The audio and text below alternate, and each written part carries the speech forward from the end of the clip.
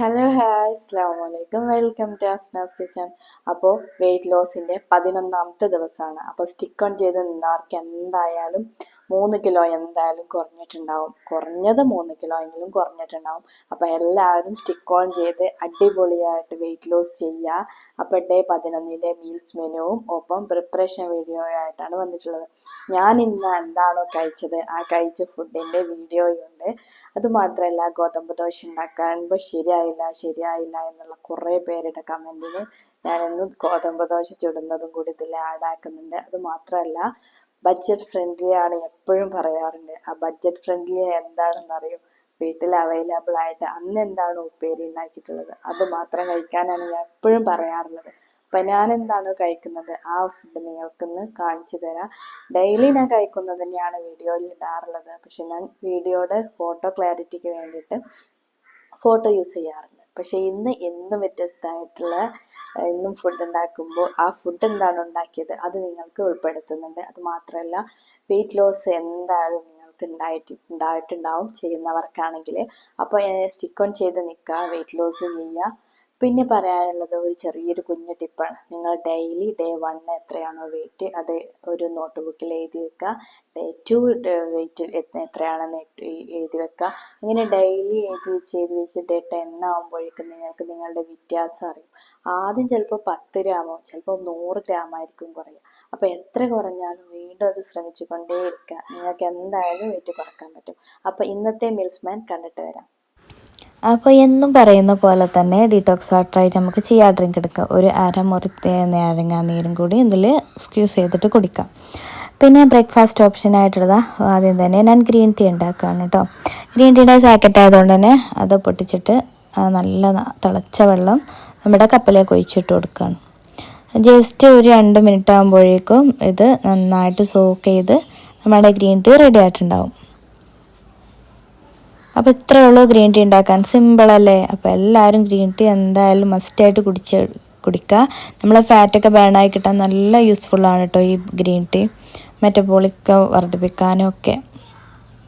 Metabolism വർദ്ധിപ്പിക്കാനൊക്കെ നല്ലതാണ്. നമുക്ക് നല്ല ഹെൽത്തിയായ എനർജി ആയിട്ട് എപ്പോഴും ഇരിക്കും. അപ്പോൾ ഞാൻ ഇന്ന് ബ്രേക്ക്ഫാസ്റ്റ് ഓപ്ഷനായിട്ട് എടുത്തിട്ടുള്ളത് 2 ഗോതമ്പ് ദോശയും അതിലേക്ക് ഗ്രീൻ പീസ് കറിയാണ്. അപ്പോൾ ഇന്ന് എൻ്റെ ബ്രേക്ക്ഫാസ്റ്റ് ഇത്രയേ ഉള്ളൂ. അപ്പോൾ ഗോതമ്പ് ദോശ ഉണ്ടാക്കാൻ അറിയാത്തവരാണെന്ന് ചില ആൾക്കാരൊക്കെ എന്നോട് ചോദിച്ചിട്ടുണ്ട്, എങ്ങനെയാണ് ഗോതമ്പ് ദോശ ഉണ്ടാക്കിയാൽ നന്നായി കിട്ടുക, എങ്ങനെയാണ് ഈ ഉണ്ടാക്കാറുള്ളത് എന്നൊക്കെ. അപ്പോൾ ഇന്ന് ഗോതമ്പ് ദോശ ചുടുന്നതും കൂടി ഇതിലേക്ക് ആഡാക്കിയിട്ടുണ്ട് കേട്ടോ. ഞാൻ എന്താ ചെയ്യാറ് വെച്ചാൽ 1/4 കപ്പ് ഗോതമ്പ് പൊടി എടുക്കും, അത് നമ്മുടെ മിക്സിയിലേക്ക് ഇട്ട് കൊടുക്കും. എന്നിട്ട് നേരെ 1 കപ്പ് 1/4 കപ്പ് പൊടിയിലേക്ക് 1 കപ്പ് വെള്ളം ഒഴിച്ചു കൊടുക്കും. അതിലേക്കൊരു പിഞ്ച് ഉപ്പും കൂടി ഇട്ട് കൊടുത്തിട്ട് നന്നായിട്ട് മിക്സിയിൽ ബ്ലെൻഡ് ചെയ്തെടുക്കും.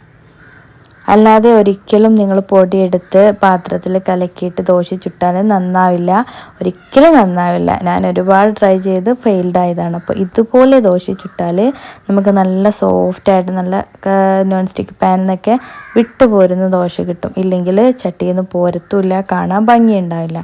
അപ്പോൾ സിമ്പിളായിട്ടല്ലേ ഇതേപോലെ ഒന്ന് മിക്സിയിലൊന്ന് ബ്ലെൻഡ് ചെയ്തെടുക്കുക. എന്നിട്ട് ദോശത്തവ ഒന്ന് ഗ്യാസിൽ വെച്ച് നന്നായിട്ട് അടുപ്പിൽ വെച്ചിട്ട് നന്നായിട്ട് ചൂടാക്കിയെടുക്കുക. എന്നിട്ട് ചൂടായതിന് ശേഷം മീഡിയം ഫ്ലെയിമിലോട്ട് മാറ്റാം. എന്നിട്ട് അതുപോലെ ഒരു തവി ഒഴിച്ചു കൊടുക്കുക. എന്നിട്ട് ചുറ്റിച്ചു കൊടുക്കുക. അപ്പോൾ ഈസി അല്ലേ ഗോതമ്പ് ദോശ ഉണ്ടാക്കിയെടുക്കാൻ. എന്നിട്ട് അടച്ച് വെച്ച് ഒരു 2 സെക്കൻഡ് ഒന്ന് അടച്ച് വെച്ച് വേവിച്ചെടുക്കുക. അപ്പോൾ ഒരു വശം നന്നായിട്ട് വന്നിട്ടുണ്ട്. പാനിൽ നിന്നും പോന്നിട്ടുമുണ്ട്. അപ്പോൾ ഇതുപോലെ ഒന്ന് തിരിച്ചിട്ടും കൂടി ഒന്ന് മൊരിച്ചെടുക്കുക. അപ്പോൾ നമ്മുടെ ഗോതമ്പ് ദോശ റെഡി.